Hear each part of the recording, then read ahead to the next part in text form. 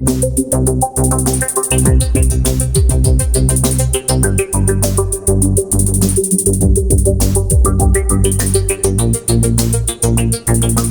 I'm Rachel Stevens with RedMonk. We're here for another What Is How-To video. I'm here today with Joel. Joel, would you like to introduce yourself? Yeah. Hi, everybody. I'm Joel Worrall. I am the Director of Open Source and Developer Advocacy at New Relic. Fantastic. Thanks so much for joining us today. And today our goal is to talk about the new Relic One platform, and specifically we want to focus on some of the resources that are available to developers and how they can add value to your use of the tool.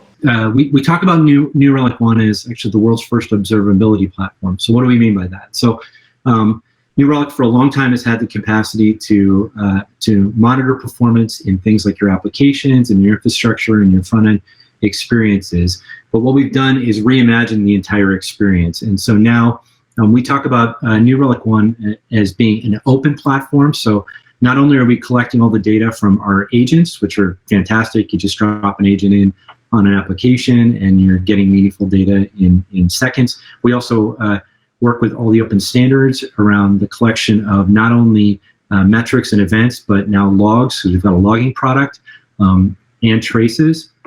But on top of just sort of consuming all that data and doing it in a faithful way, we talk about it also as being connected. So it's great that you've got all this information, but what does it really mean, right?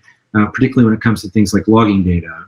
How do you actually find the meaningful insights in all that information? And so what we do when we invest our energy and really a bulk of our resources around what does it mean to build an entity-centric platform. So we take all that data and we build the connections between the infrastructure that's hosting something, the services that are generating code and like generating experiences, and then measuring the performance out on things like the mobile applications or the browser applications that are ultimately where humans are touching the software. And the relationship maps and all the inferences that we're driving about how this data is connected. But now you can just build your own React app on top of the application and deploy it directly into your New Relic instance to solve a bespoke problem inside your team or inside your enterprise.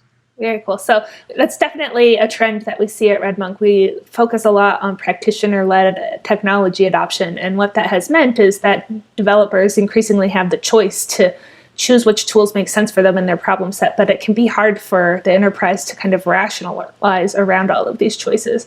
So this is something that allows you to have developers make choices and also help the enterprise to manage all of those choices. Yeah.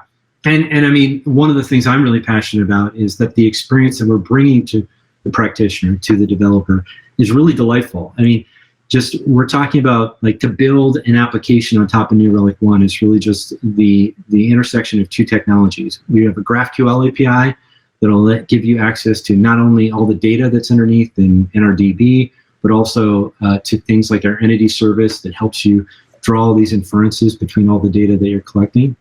All that's packaged up in our GraphQL API. And if you haven't worked with GraphQL, it's like awesome. It's just like such a delightful experience. And then you're interacting with that by just building React apps, right? So the React apps are interacting with the GraphQL API. It's all packaged up into essentially like an NPM module that ultimately gets uploaded into your New Relic instance and then becomes a piece of functionality that can help you solve a bespoke problem. Okay, so here we are in New Relic One. This is the homepage of New Relic One. First, it's worth pointing out, again, like this entity-centric model. So I've got all the stuff that I'm paying attention to, all the things that I'm monitoring here, the types of things here on the left-hand side. So I'm going to dig in on a browser application. And so I've got my demo application called Web Portal. And next to that is actually an open source application that we've deployed into this environment called Site Analyzer. And again, this is free and available on GitHub. And if someone wants to contribute to it, that's awesome, because we're hoping the community even makes it better. So I've got all this amazing power locked up inside page view data that is being collected by the New Relic browser agent. Right. So what could I do to help a team make actionable decisions about how to care for a particular web property?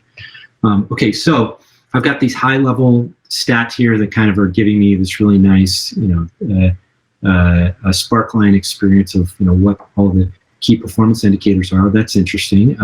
I've got this connected feeling of actually seeing, okay, well, there's an upstream service, an APM instance that we're monitoring that I can go look at the performance of from right here within the browser application. That's interesting. But perhaps what's more interesting is putting my team in a position to be able to answer the question, what would making performance improvements do to the business outcomes with this application? So we've got categorized here all the sessions for over the last, because I chose this time window, the last 24 hours. The satisfied experiences based on my configuration of my AppTech score, the tolerated experiences and the frustrated experiences. How many sessions did that experience that? How much time did they, on average, spend on the site because of that? How many pages did they look at based on that? And then, some details here about things like the load times, what those medians are. So that's interesting. You can kind of see like there's obviously a big disparity between the satisfied sessions that are having a really low bounce rate versus the frustrated sessions, which are basically showing up and they bounce right away. Mm-hmm. But because this is code, right, we issued a GraphQL request, pulled back this data into this application, and then we were able to go ahead and calculate what would it mean if we took everything that's sitting in these two sections here and moved them into an improved experience. How many additional sessions would we generate? How many additional page views would we generate? How much additional time would be spent on the site?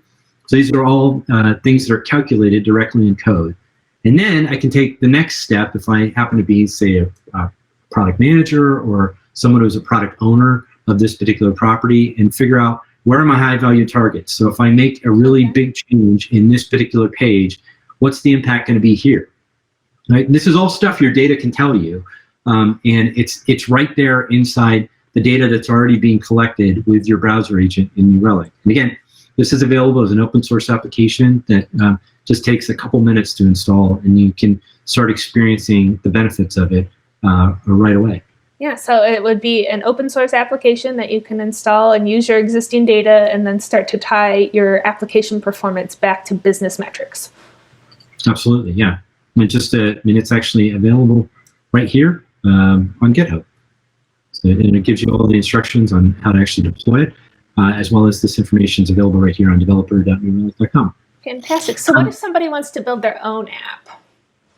Well, okay, so that experience, I can also say like it's really, really easy. Okay, so step number one, you've got a New Relic One account, right? So you're logged into New Relic One. Everyone should have access to this launcher. It says build your own application. So when I click on this, what this is going to do is bring up just this simple step-by-step guide to go ahead and install the New Relic CLI. So I'm going to click download. I've already installed this, but you can see like it's just a package that's about 30 megs. And then I go ahead and run the installer. And when I'm done with that installation, what I'll end up having is an instance of the New Relic One CLI. So you can see I run nr1 -- version. Okay, great, this thing's up and running. And then the next step is I go ahead and install an API key so that I ensure that I'm interacting with my data when I'm doing local development. And then from there, the process of actually creating a brand new package, we refer to them as nerd packs, is just as simple as running a command. So just like any other CLI, if I don't know what's here, I can run the help command and it'll tell me everything that I need to know about how to run one of these commands. So I'm going to run an nr1 create. And okay, what do I want to create? I can create, these are just artifacts, a nerdlet or a launcher is something that can run inside a nerd pack. And I'm going to go ahead and create a new nerd pack. And because naming things is hard, it's going to give me a suggestion to name it roomy furniture. And since I don't have a reason not to pick that, I'll go ahead and do that. Then if we want to change directory into our application, I can go ahead and open up my dev editor, and I can see that what I'm looking at here is just just a simple set of JavaScript code. Right? So I've got here a React component, and it's going to render something. I've got the ability to register this and styles. Okay, so now what I'm going to do, next step, is I'm going to actually start running this thing locally. So roomy furniture. So I'm going to run an NR1 NerdPack serve, and this thing is going to go ahead and create a local development server that's now going to start running here. And it's going to automatically create a secure certificate for me to be able to interact with New Relic One. Now what I'm going to do is, if I come back here, you'll see I don't see roomy furniture. Okay, that's because I haven't launched this with my local server. So if you've got the CLI installed and you're running this NerdPack serve command, you could just run, you can access New Relic One with this NerdPack equals local. Now what we should see is that right here. There it is. Right there. So I can click on that, and just like you'd expect if you're used to doing any sort of React development, that all the changes that I make in this application are automatically live reloaded. So you can say hello, RedMonk. And there we go.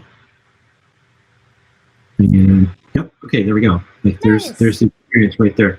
From there, I can then go ahead and interact with. We've got an entire API of charting, a charting library that will give you access, really awesome access to be able to just say pass it a numerical query. So that's our query language, and then have that information automatically show up inside your Nerdlet.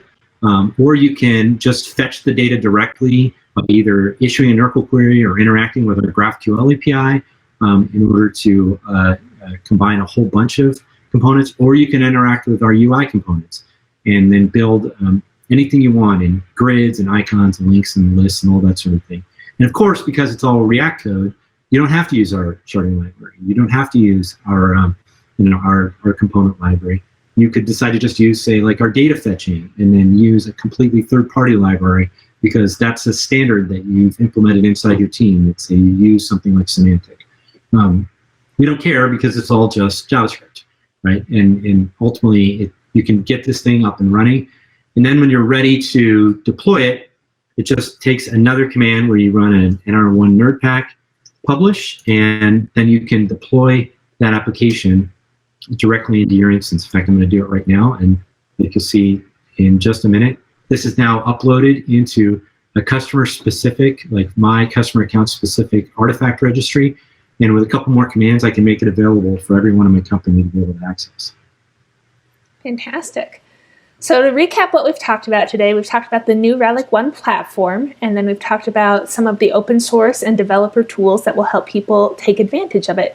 I think to close us out, could you just talk about why the programmability and extensibility matters? And let's just kind of close on the business value discussion.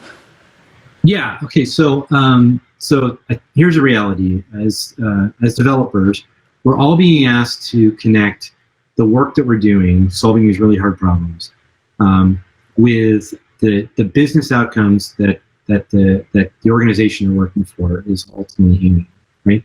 So how do you help your decision makers? How do you help your boss? How do you even help yourself get aligned on what the outcomes are of like what we're trying to do as a company, and how that's tied to the way we deliver software and the way that software is performing. So programmability helps you solve that problem, right? So we've got all this data that helps you do things like measure, all the golden signals related to like how something happens to be performing. But how do I connect that back to like the way my business thinks about the business, right? So if I happen to be an organization that's focused on delivering video content or media content, how do I align all that information in a way that helps us think about all the different ways that we deal with our data? Ultimately, we're interested in people reviewing videos and like being able to do things like understand, how quickly is that content being generated? This is all information that like is right there in your observability platform, particularly if you're using your Relic. But now I get to build bespoke experiences on top of the platform that make it possible for me to answer the question the business really wants to know, which is like, how do we help people engage with the content that we're delivering? Or if I happen to be care about cost consciousness, right? How do I help the business understand how am I utilizing the resources that I've been given in my cloud environment to be able to make decisions on how we do the most with the dollars we've been given, and how do we take all the power of the data that's inside my infrastructure data that's being captured by my New Relic agent, and then align that with, say, things like pricing data in Amazon, in order to help me make real decisions that help me justify the way I'm operating and help me get back to doing the thing that's really crucial, which is solving the really hard problems that helps the business be successful.